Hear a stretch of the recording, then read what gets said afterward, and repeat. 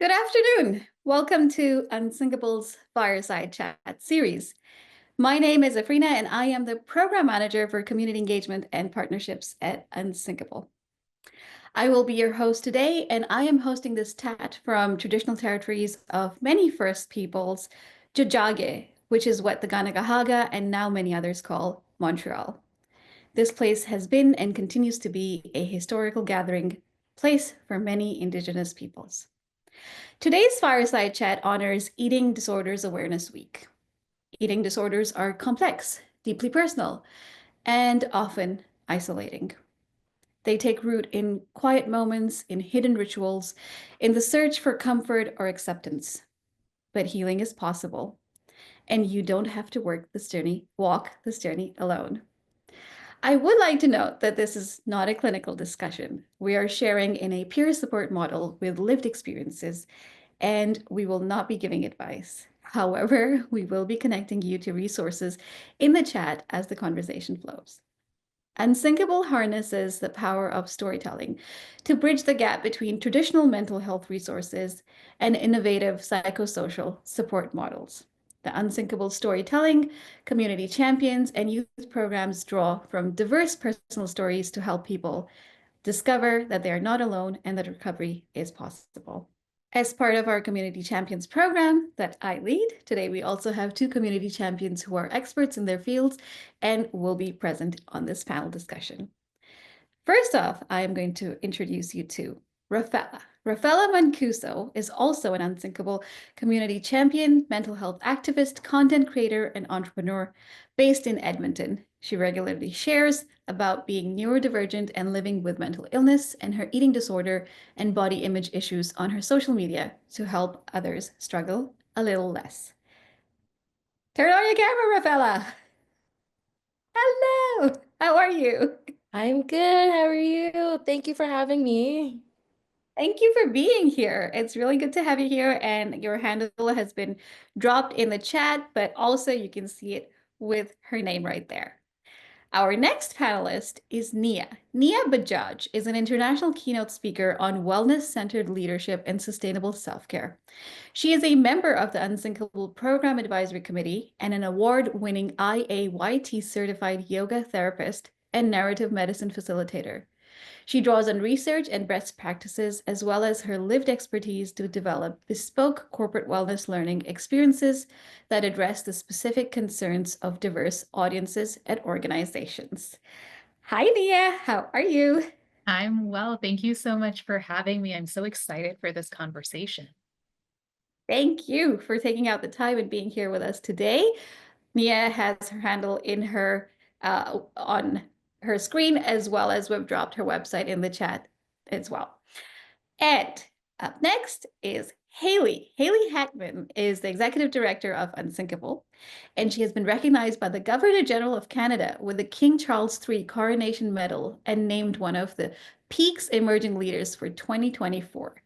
Hailey is a social impact leader who has dedicated her career to empowering people to see their potential. Hailey also speaks openly about her lived experience with an eating disorder and her journey navigating recovery. If you'd like to read more about it, we'll put it in the chat over here.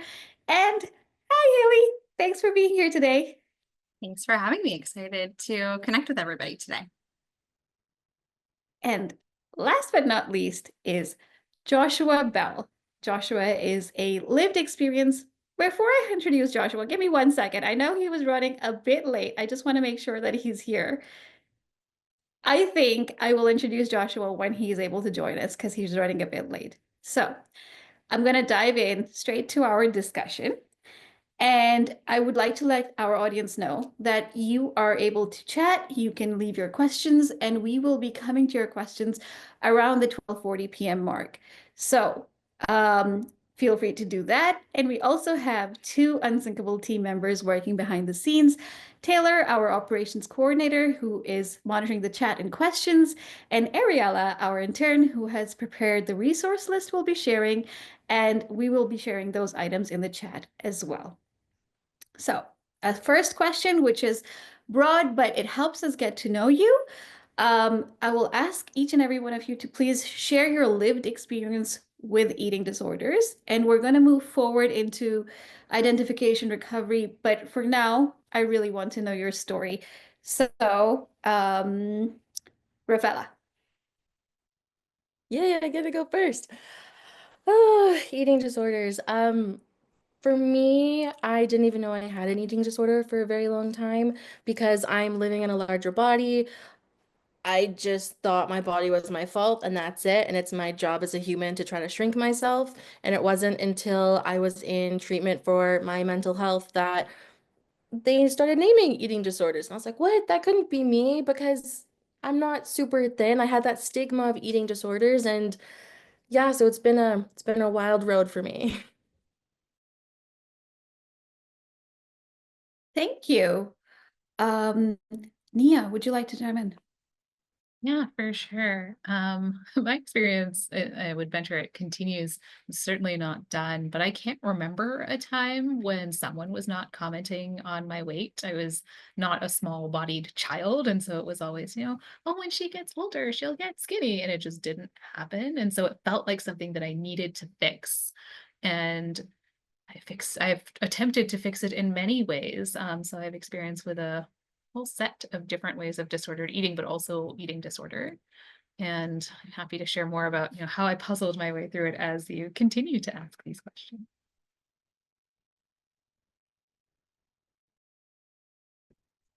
Thank you. Thank you for sharing that, Nia. Hailey, how has your lived experience been?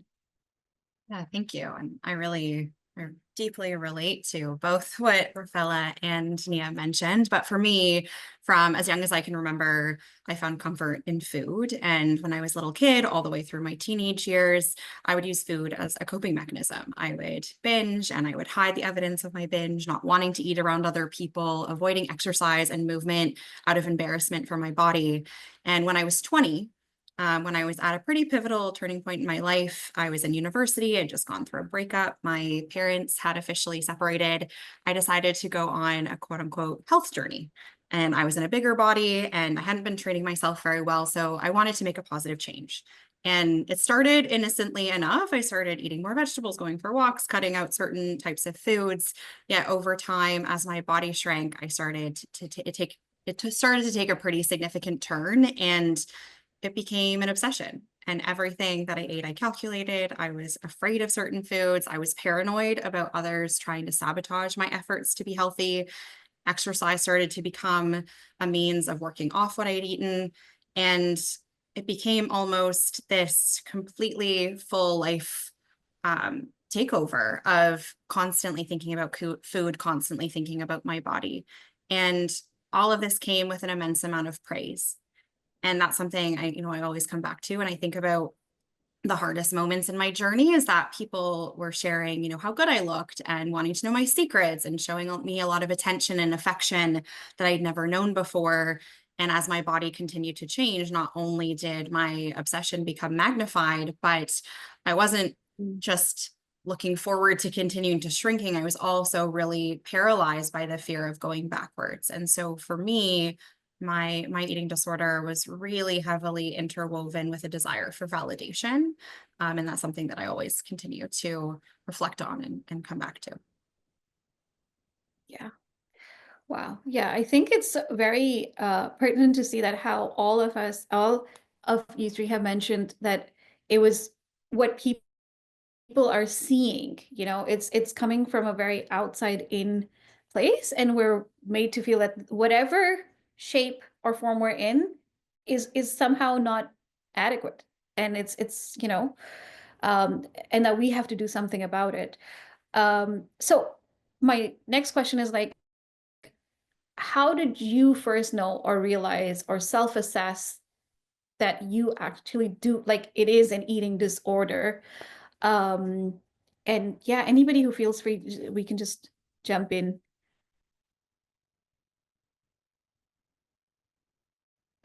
Okay, Nia, go ahead. I think for me, the the disordered eating behavior, which eventually became an eating disorder, was a solution to something. It wasn't something that needed to be solved for a very long time because it was either, all of this social commentary about my body, or, you know, I also was not a very active child because I live with a chronic pain condition. So it was a way of sort of, you know, reaccessing that social validation. And so the disordered behaviors themselves weren't something for a long time that I thought needed to be fixed. It wasn't until I was in university dealing with, you know, running a small business and 110% course load and chairing 6 student organizations where I just ran out of energy. I couldn't do it because I didn't have any literal fuel to do it with, at which point I was like, okay, I need to do something about this. And you know, true to form, not recognizing the behaviors for what they were. I actually went in for a sleep study because clearly I was too tired to address it. And it didn't have anything to do with the fact that I wasn't, you know, nourishing myself in a useful way. And the physician there said, maybe it's not your sleep.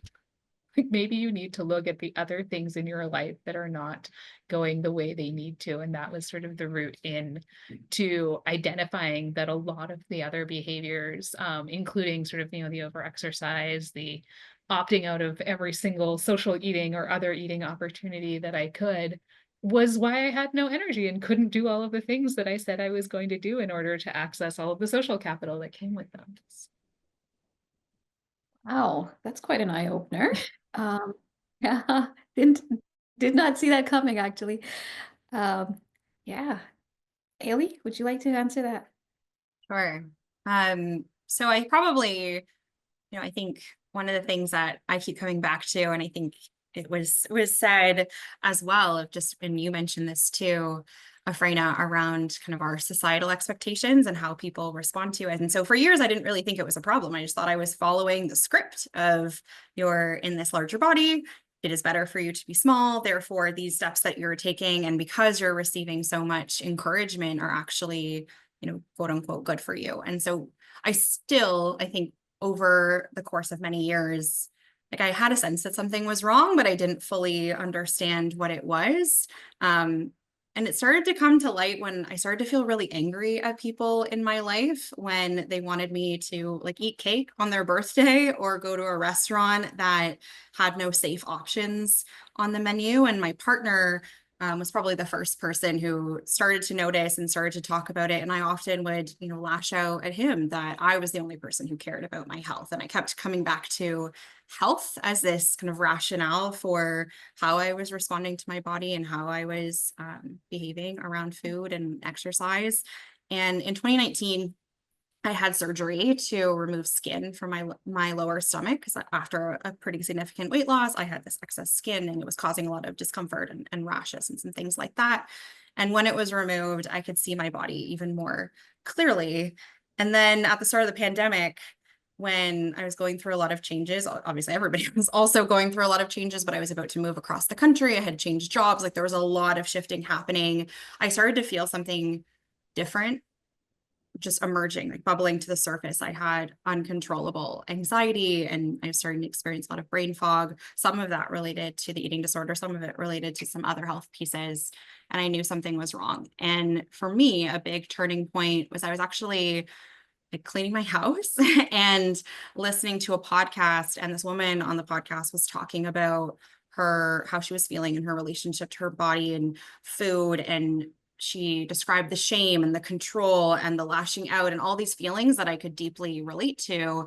And she said, this is a sign of an eating disorder. And I had never really thought about it until that moment. And it started this kind of cascade of, oh, I should really look into this. If I relate to this so deeply, if I'm sitting here like mopping my floor and crying, I should probably see that as a sign that there's something going on for me. And that was kind of the beginning of, my next steps. Oh, and there's also a book I remember you had, I think it's on the either it's on our website or somewhere you'd recommended, like there's some reading. I'm forgetting the title of this book. If you remember it, please put it in the chat. But I read it after reading your story, and it really changed my perception about what or how eating disorders like manifest themselves and show up in our lives. And like a lot of us, including myself, are not as clear on the signs of what it would be. At what point is it a disorder? And grateful for partners who actually tell us when we're acting out as well, because we don't realize those behaviors ourselves. Raffela, how was it for you? Yeah, it's actually really interesting listening to the other panelists discuss their experiences because mine is very, very different. Um, my behavior wasn't seen as problematic. It was encouraged. It was put on me by my family. They always told me to eat less or, don't eat that. Why are you doing that? Why are you eating that? Um, I was always like a bigger child, and so was my family, and I think their own internalized like fat phobia, like they really put on me. I know they just and at that time they think they were doing their best and they wanted to save me from fat phobia, but they actually became the ones putting it on me the most, unfortunately. So it was very normalized for me. I did not know what eating disorders were. I actually remember as a kid saying to my family, like, oh, I want to be anorexic. And they laughed because it was such a, like, what a preposterous idea that you could be anorexic. And I still remember that. And I mentioned that to them. And they're like, oh, we just didn't think, we thought you didn't know what you were saying. I'm like, no, no, I knew what I was saying. In my head, was like, I want to be so thin or like that's the ideal that I wanted. I obviously didn't know what anorexia was. I just saw, okay, a thin body. That's what I want to be. And my whole life, I thought that was my goal, that I am not worthy of a good life, of a meaningful life, that something was inherently wrong with me and that it was my fault. And my number one goal in life was to fix it. Like my life cannot start until I'm thin because that's how every interaction you have, you see my body first. That's how all people perceive me, how they treat me.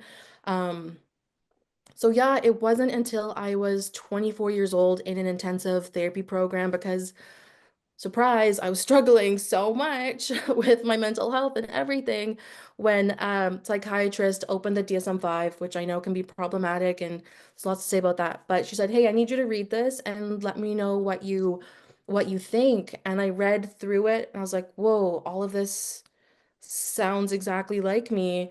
She's like, "Yeah, that's atypical anorexia." And I was like, but these all sound like normal things. And she explained that that's an eating disorder. As soon as I got out of that office, I called my family and I read them the symptoms. And the response was, well, doesn't everyone do that? And I was like, no, you guys know apparently this is bad and these are bad things. And that was the moment I realized it was an eating disorder. And I still struggle with it so much because of that dynamic of the society we live in. Um, People don't look at me and say, yes, please eat more. Like you need to feed yourself. It's, yeah, a battle. So it was definitely a different situation instead of family or people trying to help me. It was me trying to explain to them why they should stop like body shaming me because this actually is a problem. Absolutely. Um, hearing all three of your stories, it really makes me wonder about the role and influence, which is so highly coming. Well, now we're even more, drenched in social media. So we're seeing so much more uh, focus on body image, but also the 2000s very deeply unhealthy, extremely anorexic or very um you know skinny frame, essentially size 00 as a goal. um, how do you think that influenced your friends and family and them on you in turn? Because now, Raffela, we have people like you who are like really pushing back on body image and positivity, and we are seeing that change as well, and a shift from skinny to strength, so which is positive. But how would it's free for anybody to answer, but do you think there was an impact coming like from all of these huge, you know, uh, Hollywood to magazines to everything, like on what your story is today? Yes, all of that. And to what you're saying, it's always a trend. It's what sells. So it was like the hyper skinny, as you said earlier, like 2000s. And then it became the Kim Kardashian, you need to have curves, but not all curves in the right places. You know, you need to have that hourglass shape. So then it became, okay, maybe we can have some weight, but we're not the right shape still. We're still wrong. So still being shaped by like what society